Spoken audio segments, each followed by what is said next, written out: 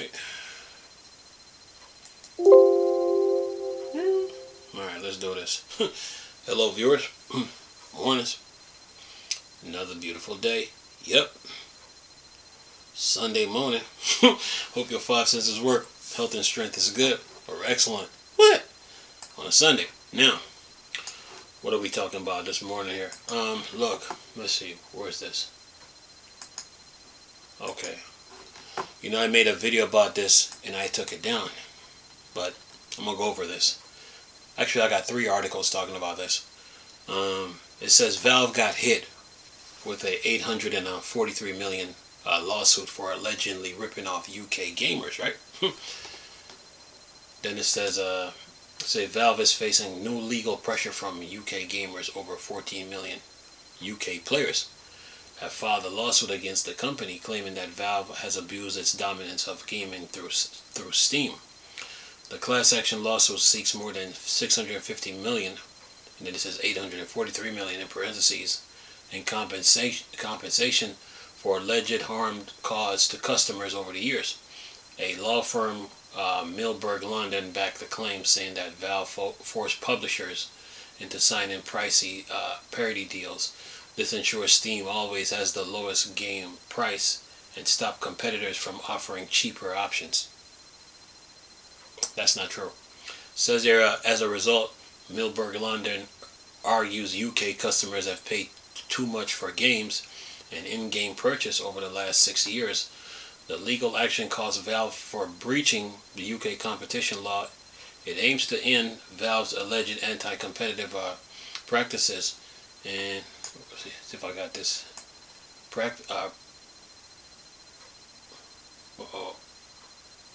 Whoops. Where was I at? Practices and help recoup funds for affected customers. It says here in a statement, Natasha Pierman from Milberg London said, Valve is rigging the market and taking advantage of UK gamers. Competition laws is there to protect consumers and ensure a market works properly. When they don't work properly and consumers are harmed, collective action of this kind provide consumers with a voice and a way of holding big companies like Valve to account. It says Valve dominate the PC gaming market through its Steam platform, which saw over 34 million concurrent users in the last month. If successful, each of the estimated 14 million UK users could receive a portion of the damage. Then it says the claim bears similar to a separate 7.9 billion lawsuit against Sony over its PlayStation Store commission and pricing. Both suits argue 30% platform fees charged by Valve and Sony are excessive. In other words, Valve kick off the Steam Next Fest this week. It's already passed. Players can try hundreds of demos during the Next Fest and then add them to their wish list. You can use Steam tags to quickly make new discoveries across page. Keep in mind that this here Steam Next Fest ends June 17th, so it's already passed. Now, here's the other one now. From the same from neowin.net, and says here, new court document reveals some of the Valve's employee numbers and gross pay. Says here, some newly revealed court documents offer a glimpse into the financial numbers of Valve. The privately run game developer that also runs Steam Game Store sell the popular Steam Deck portable gaming products. The documents were revealed as a part of an ongoing lawsuit against Valve by indie game developer Wolfire Games, who has claimed Valve unfairly dominate the PC game industry with how it runs its Steam service. While much of the information in this new court filing has been redacted, SteamDB creator Pavel Junkdick posted a link to the info on his Twitter X account. The document itself was taken down by the courts, but The Verge made it easy by posting the unredacted financial data from the document in a table. The information shows that Valve has 4 employee divisions: admin, game, Steam, and hardware. The financial data and the employee count for each of these divisions covers over 2003 to 2021. As of 2021, Valve has 336 total employees. It's likely that the total head count is currently higher thanks in part to the successful launch of the Steam Deck in early 2022, which almost certainly caused the hardware section of Valve to hire more people. Then it says here, last 2 paragraphs here, it says here, the information shows that just 79 employees at Valve worked on its hugely successful Steam service in 2021. Gross pay was listed as $76,446,633 for Steam members.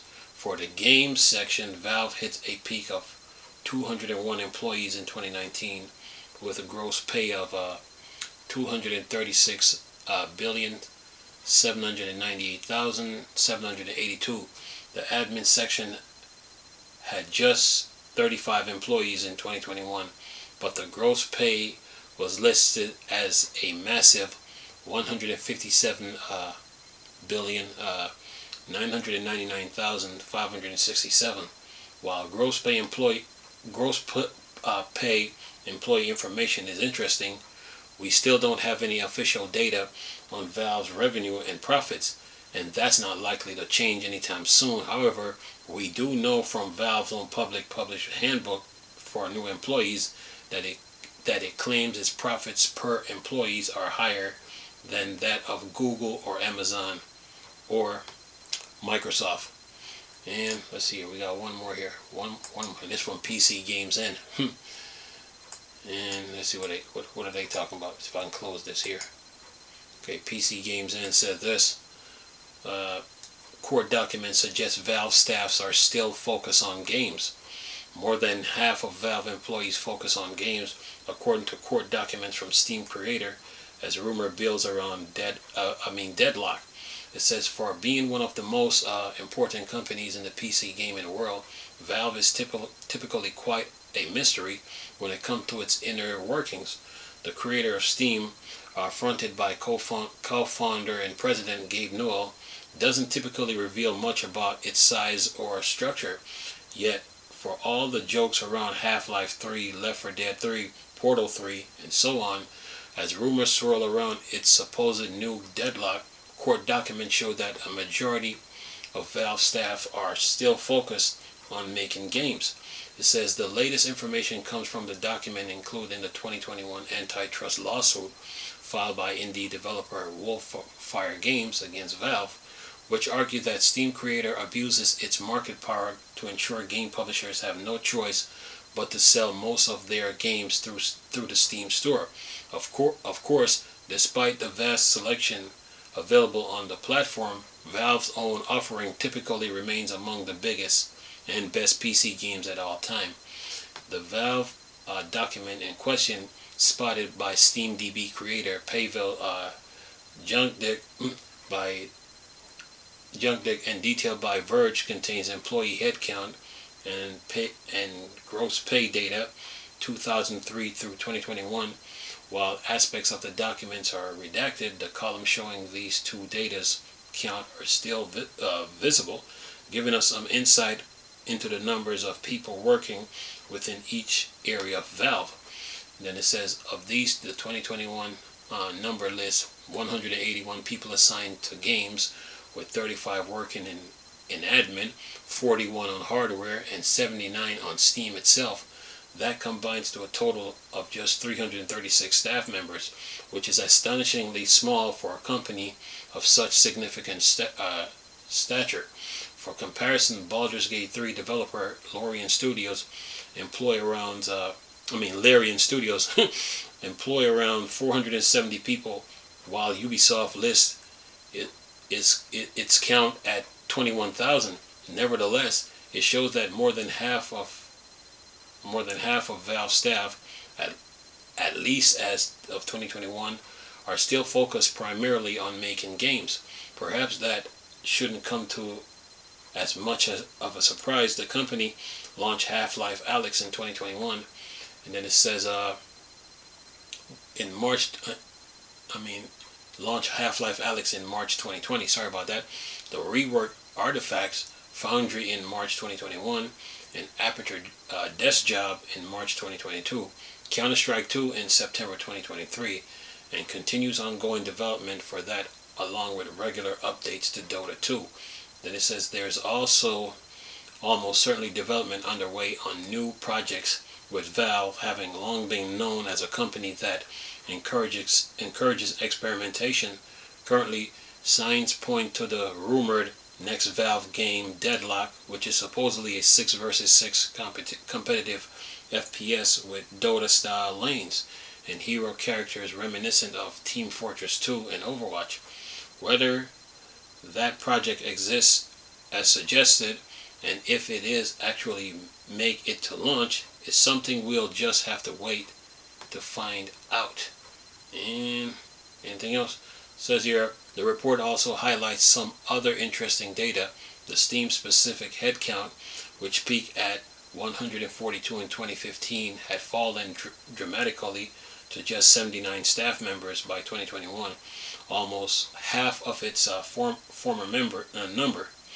Comparatively, while the number of games focused employees dropped slightly from a high of 201 in 2019 down to 181 in 2021, this feels more like a case of natural fluctuation. Ultimately, despite the changes over the years, Valve continues to deliver. A storefront, for the most part, does exactly what its consumer side users want in delivering games, with relatively uttering consistency. As for what comes next on the game side of things, we'll be sure to keep you up to date when its next game emerges. We'll have reached out to Valve for comments on this story, and we'll include any response as we get it. In the meantime, here are the best free Steam games to play in 2024. Alright. Not bad. Alright. So, what's my take on all this? Now that I read all three papers.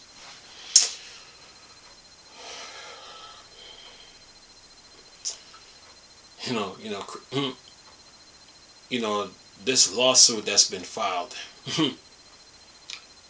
since Valve is a private company,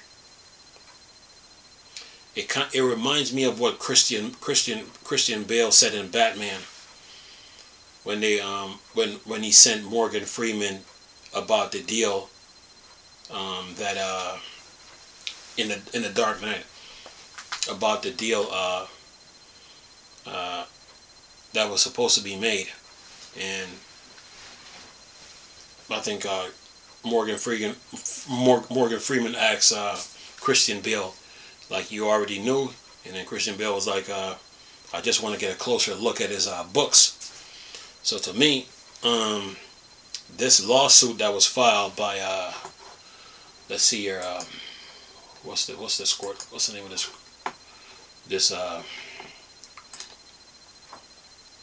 let's see, what is by Milberg London, and then the statement that's made by Natasha Pierman. This lawsuit that was filed by them, and those, was it 14 million UK gamers? Let's see, it says 14 million UK players, right? So one question I could ask, are these 14 million UK gamers, are they real people? Are they just bots? That's one question. But the lawsuit that's filed by Milberg London, to me, since Valve is a privately owned company, to me it looks like they want to get a closer look. They want to get a closer look in the inner workings of Valve. That's what I'm getting. And based on this lawsuit, too, you know that I do weekend PC deals on a regular on every week, right? Valve doesn't stop anyone from having selling their games however they want it.